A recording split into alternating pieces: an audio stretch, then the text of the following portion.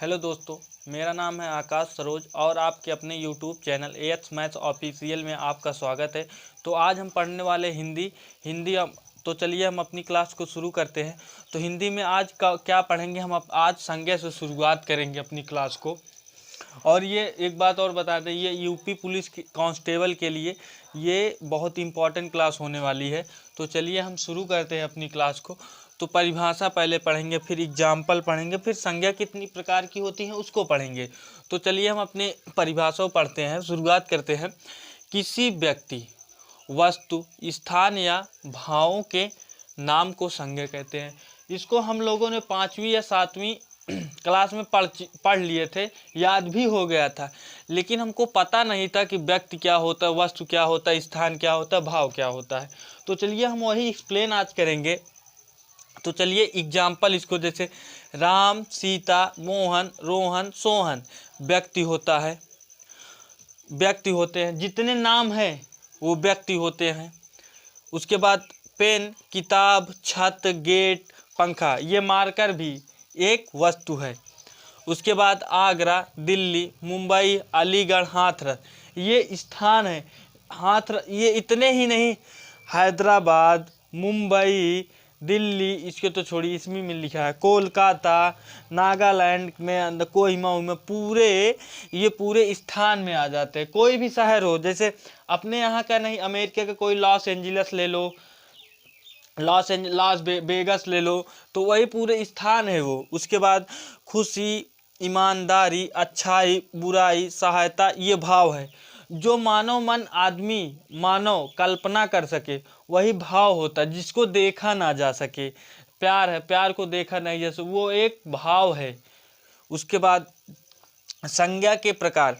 संज्ञा मुख्यतः 5 प्रकार की होती है। तो कौन कौन सी होती है? व्यक्तिवाचक संज्ञा, जातिवाचक संज्ञा, भाववाचक संज्ञा, समूहवाचक संज्ञा, द्रव्यवाचक संज्ञा। अब हम इन संज्ञाओं को, 5 संज्ञाओं का हम इसको एक्सप्लेन में पढ़ेंगे। तो चलिए हम अब इसको एक एक करके पढ़ते हैं। तो चलिए अब व्यक्तिवाचक संज्ञा हम पढ़ते हैं। तो चलिए हम शुरू करते हैं व्यक्तिवाचक संज्ञा से। अब व्यक्तिवाचक संज्ञा परिभाषा पढ़ते हैं। वस्तु, व्यक्ति, स्थान के खास नाम हो। व्यक्तिवाचक संज्ञा में वस्तु, व्यक्ति, स्थान के खास नाम हो। एग्जाम्पल, राम, राम एक खास नाम है। राम, मेरा जैसे नाम राम है, तो मेरे लिए कह रहा है, सिर्फ हमारे लिए मेरा नाम ले रहा है। राम खास नाम मेरा राम है। अगर लड़का कर देंगे तो पूरी जाति हो जाएगी। मैं एक लड़का हूँ, लड़का मैं ही क्या दुनिया में अकेला हूँ, पूरी जात लड़के की एक जाति है। तो आगे लड़का बताएंगे किस संज्ञा में आता है।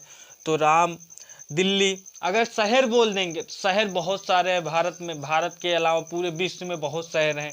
तो अगर खास नाम कह रहा है, दिल्ली कह रहा है, वो दिल्ली कह रहा है, दिल्ली। उसके बाद गंगा। अगर नदी बोला तो बहुत सारी नदियां हैं, सिर्फ वो गंगा नदी के बारे में बोला है, तो गंगा। उसके बाद हिमालय पर्वत है, हिमालय एक पर्वत है। तो अगर हिमालय के ना करके पर्वत कहा होता तो पर्वत बहुत सारे, हिमालय है, एडीज है, रॉकी है, नंदा देवी है। तो हिमालय पर्वत ना कहकर हिमालय पर्वत के बारे में डायरेक्ट। जैसे मैं ये एक पेन होती है, पेन कह दूंगा तो पूरे प्रजाति की, पूरे उसके जाति के लिए कह दूंगा। लेकिन रेनॉल्ड पेन कह दूंगा, एल्कोज पेन कह दूंगा, तो वो जैसे एल्कोज पेन, तो वो व्यक्तिवाचक संज्ञा। अगर पेन कहूँगा खाली तो वो जातिवाचक संज्ञा में आ जाएगी। अगर जैसे गाय की, अगर पूरा गाय का नाम लूँगा तो पूरी गाय की एक प्रजाति होती है। अगर एक मुर्रा गाय होती है, उसका नाम लेंगे तो वो व्यक्तिवाचक संज्ञा, उसके खास के लिए बोला गया है, तो वो एक व्यक्तिवाचक संज्ञा में आएगी। अब आगे पर अगर लिखना हो आप लोगों को, एक एग्जाम्पल दो और लिख लीजिए। ये एक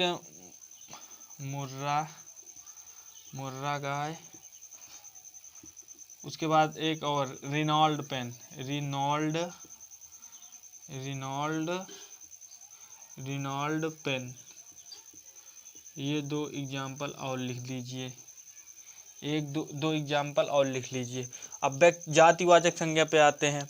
व्यक्ति, वस्तु या स्थान से किसी खास के लिए न, इसमें देखिए खास के लिए न कहकर, बल्कि उसकी पूरी पूरी जात के लिए। अभी हमने आपको बताया कि हमारे लिए कहेगा तो वो हम व्यक्तिवाचक संज्ञा, हमारा नाम राम है या आकाश है, हमारा नाम आकाश है, तो कहकर ना कहकर लड़का कह दिया तो पूरे हमारे लिए खास कहना कर पूरे जात के लिए लड़का बोल दिया। तो ये देखिए लड़का, एग्जाम्पल में लड़का। आदमी, शहर, यहाँ देखिए दिल्ली एक शहर है, दिल्ली एक शहर है, लेकिन उसको दिल्ली का नाम ना लेकर उसको शहर कह दिया, शहर जातिवाचक संज्ञा में। नदी, यहाँ देखिए गंगा एक नदी है, लेकिन पूरे उसको एक खास के लिए यहाँ बोल दिया, लेकिन ये नदी सिर्फ कह रहा, नदियाँ बहुत सारी हैं, ये तो नदियों की एक जाति हो गई।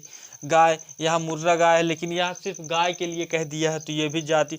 पर्वत, यहाँ हिमालय बोला, लेकिन यहाँ पर्वत सिर्फ कहा गया, पर्वत बहुत सारे हैं, तो पर्वत की जाति हो गई। पेन, यहाँ रिनॉल्ड पेन है, एल्कोस पेन है, लेकिन सिर्फ बहुत सारी पेन है, लेकिन उसके खास के लिए ना कहकर सिर्फ पेन बोल दिया गया, तो इसीलिए ये जातिवाचक संज्ञा हो गई। भाववाचक संज्ञा पढ़ते हैं, तो भाववाचक संज्ञा में, भाववाचक संज्ञा जिसमें भाव स्पष्ट हो रहा हो, जिसकी कल्पना की जा सके, जिसकी कल्पना अंदर से भाव उत्पन्न हो, देखा ना जा सके लेकिन मानव मन में भाव उत्पन्न हो, उसी को भाववाचक संज्ञा कहते हैं। तो क्रोध, क्रोध को आप देख सकते हैं, सिर्फ आप कल्पना कर सकते हैं कि हमको क्रोध लगा हुआ है। घृणा, घृणा वही भी होती है, एक दूसरे को घिन लग जाए, एक दूसरे को देख घृणा, गुस्सा लग जाए। प्रेम, प्रेम को आप कभी देख सिर्फ अनुभव कर सकते हो, मतलब कल्पना कर सकते हो। ईमानदारी, ईमानदारी, बुराई, भलाई, यात्रा, बीमारी, लंबाई, बुढ़ापा, गरीबी, इस सब को देख नहीं सकते, सिर्फ आप कल्पना कर सकते हो, सिर्फ कल्पना कर सकते हो बस। समूहवाचक संज्ञा में समूह को प्रकट करने वाली संज्ञा, समूह को प्रकट करने वाली संज्ञा। तो एग्जाम्पल से देखते हैं। सभा, सभा में का एक लोगों की सभा होती है, सभा में बहुत सारे लोग आ जाते हैं। गुच्छा, जैसे आम का गुच्छा होता है, आम के गुच्छे में बहुत सारे आम होते हैं। उसके बाद और ये साइकिल या गाड़ी में लगता है जो गुच्छा, उसमें उसको भी गुच्छा बोला जाता है। संघ, मजदूर संघ, मजदूर यूनियन, उसी यूनियन को संघ बोला जाता है। मजदूर संघ। सेना, सेना का एक लोग को सेना बोली जाती है, सेना में बहुत सारे जवान रहते हैं। झुंड, बकरियों का झुंड रहता है, तो का एक ही बकरी रहती है, बकरियों के झुंड में बहुत सारी बकरियां रहती हैं। गिरोह होता है, जैसे डाकुओं का डाकुओं का पहले गिरोह होता था, तो एक डाकू थोड़ी होते थे, वहाँ बहुत सारे डाकू होते थे। वर्ग, परिवार, परिवार में क्या एक आदमी होता है, परिवार तो 5 आदमी 10 आदमी, जिसके परिवार में जितने आदमी हो, लेकिन परिवार कम से कम 3 से या 4 आदमी के होता है परिवार, तो एक आदमी नहीं 3-4 आदमी परिवार में होते हैं। चलिए अब द्रव्यवाचक संज्ञा पढ़ते हैं। तो चलिए पढ़ते हैं। जिन संज्ञाओं में ठोस, द्रव, द्रव मतलब तरल, धातु, पदार्थ आदि हो, उसे द्रव्यवाचक संज्ञा कहते हैं। द्रव्यवाचक संज्ञा का मतलब आप समझिए। द्रव्यवाचक संज्ञा का मतलब होता है माप तौल वाली वस्तु। माप तौल में क्या आता है? लोहा, सोना, तेल, घी, पानी, आटा, चूना, यही इतनी चीज़ें नहीं आती, बहुत सारी चीज़ें आ सकती हैं माप तौल में। माप तौल में बहुत, चांदी, ये सब भी, इसको इंग्लिश में जो कहते हैं ना मटेरियल नाउन, इसी को बोलते हैं मटेरियल नाउन या द्रव्यवाचक संज्ञा हिंदी में बोलते हैं।